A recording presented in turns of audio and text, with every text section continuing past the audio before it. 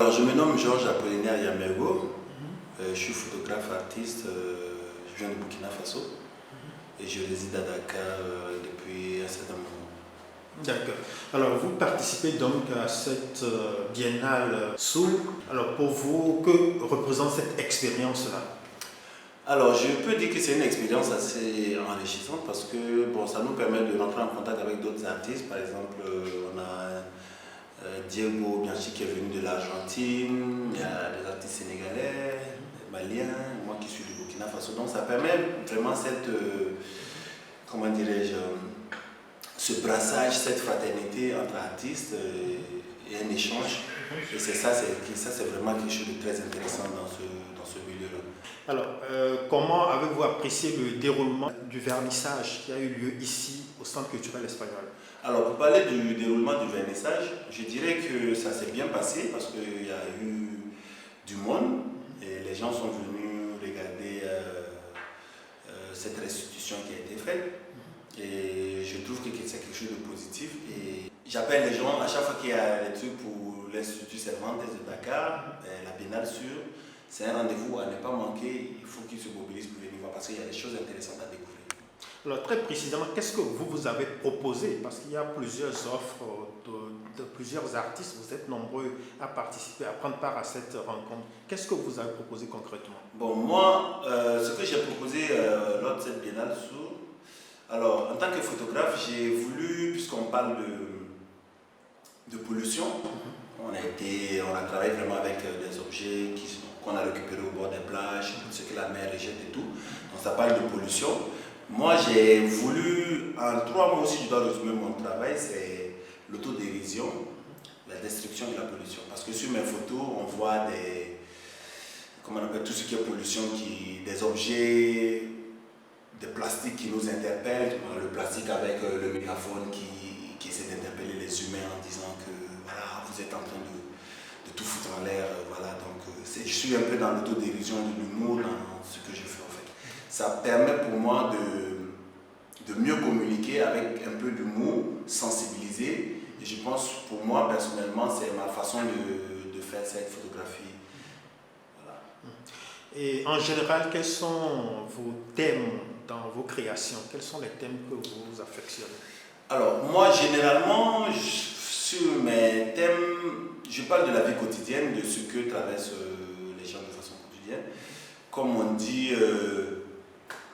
avec la photographie, il y a un grand photographe français qui disait avec la photographie, on ne peut pas changer le monde, mais on peut montrer comment le monde est en train de changer avec la photo. Donc moi, j'essaie de montrer ce changement-là, en fait. Et ce que les gens vivent au quotidien, ce qu'ils font, leur histoire, et chacun avec sa réalité, c'est ce que j'essaie de représenter, d'immortaliser ces moments-là à travers mes photos. Et comment est-ce que Yamego est rentré dans la photographie?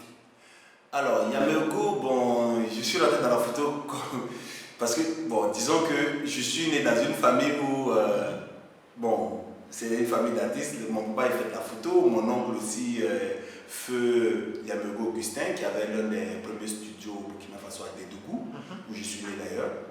Donc on a grandi un peu dans ce milieu, je voyais travailler mon oncle, mon papa aussi qui faisait de la photo. Et ça, petit à petit, ça m'a rattrapé au fait. Donc quand j'ai fini mes études en webmastering, donc j'ai voulu joindre un peu les deux parce que je suis webmaster à la base, mais je fais de la photo parce que c'est une passion pour moi et j'aime bien faire la photo. Aujourd'hui, je vis de la photo, donc je remercie Dieu pour ça. Les Africains prennent au sérieux la photographie. Quand quelqu'un dit qu'il est photographe, est-ce qu'il est respecté pour ça? Bon, les Africains, quand tu te présentes en tant que photographe, généralement, ils voient les photographes comme des gens qui sont qui font des photos comme ça pour faire. Alors que c'est pas ça en fait. Pour faire une photo, c'est un projet, c'est tout un processus. Il y a la composition, qu'est-ce que tu vas photographier en avant. Moi, personnellement, avant d'aller faire des photos, j'ai déjà l'image que je vais réaliser dans ma tête. Et puisque c'est des photos artistiques, donc la composition est déjà dans ma tête. Et quand je sors, j'essaie de rassembler tous les éléments qu'il faut dans cette composition pour pouvoir faire les photos. Mais après ça, bon, on travaille aussi pour d'autres types de photographies, de reportages, dans des appels, par exemple quand les structures nous contactent pour des reportages vidéo ou des couvertures couverture d'événements. Bon, on a cette structure, l'entreprise est là et on y va pour faire ces genres de demandes. Hormis ça, ben, voilà, je suis photographe artiste, je me consacre beaucoup sur ce que je fais de façon artistique. Oui.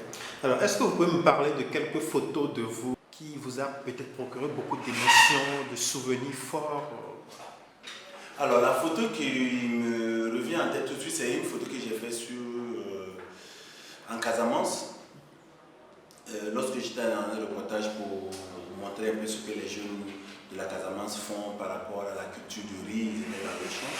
Et il y avait une personne âgée elle avait 80 ans et elle était dans son champ en train de cultiver. Et ça, franchement, je ne pensais pas qu'une personne qui avait cet âge pouvait venir cultiver son champ de riz.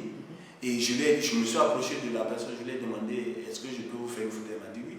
Et je lui ai demandé, mais je ne sais pas sûr que moi, à cet âge, je vais vieillir bien comme ça. Et quel est le secret? Et elle m'a répondu à me dire que le secret se trouve dans l'assiette.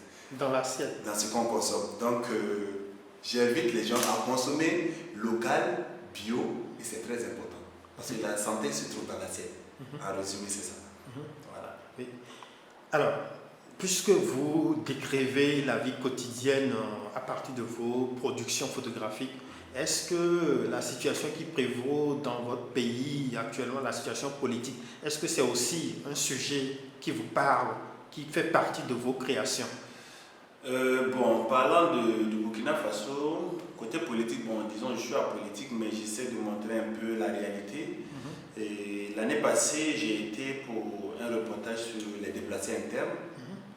Et j'ai essayé de montrer un peu, en fait, j'ai suivi ces déplacés, mais c'est des enfants de 7 à 13 ans qui sont victimes, des élèves en fait, qui sont victimes de ces, comment on appelle, du terrorisme et qui ont dû se déplacer des autres régions de Burkina Faso pour se retrouver à Dédougou. Et comme moi je suis natif de Dédougou, donc quand je suis arrivé, j'ai vu que la situation avait plein de déplacés internes, donc j'ai essayé de suivre ces élèves-là sur le côté. Mon reportage s'est focalisé sur l'angle vraiment de montrer comment ces déplacés, ces élèves déplacés internes vivaient au quotidien.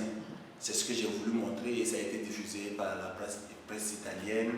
Je les ai suivis pendant 2 semaines pour connaître leur réalité, qu'est-ce qu'ils rencontraient comme problème, ainsi de suite. Est-ce qu'ils avaient du soutien, qu'est-ce qui se passait. Et ils sont vraiment dans des conditions très difficiles, mais très résilients. Et malgré cette difficulté, ce changement, comme on appelle, imprévu, ils se sont quittés leur village, ils sont revenus se trouver dans un autre village qui ne sont pas forcément leur milieu. Donc, mais ils arrivent à vivre, à être dans la joie et à tenir vraiment, suivre les cours normalement dans la difficulté, mais ils sont résilients, dans la joie et la bonne ambiance. Merci beaucoup. Et merci à vous. Et